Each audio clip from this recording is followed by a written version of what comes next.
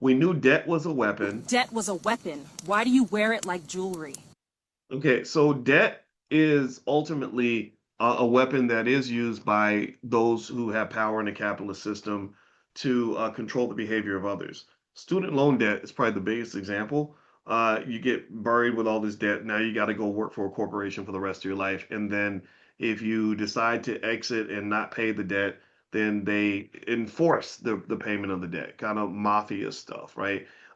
They garnish your wages, they ruin your credit score, whatever, maybe take your stuff, right? So ultimately you're kind of trapped. Your mobility is limited because you're carrying the debt.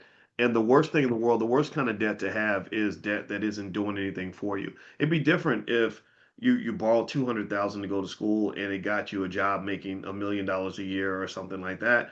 Then debt becomes a liberator. Debt becomes an accelerator.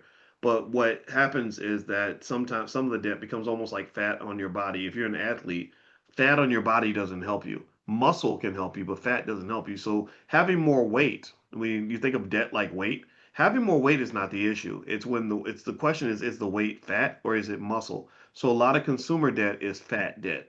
A lot of student loan debt is fat.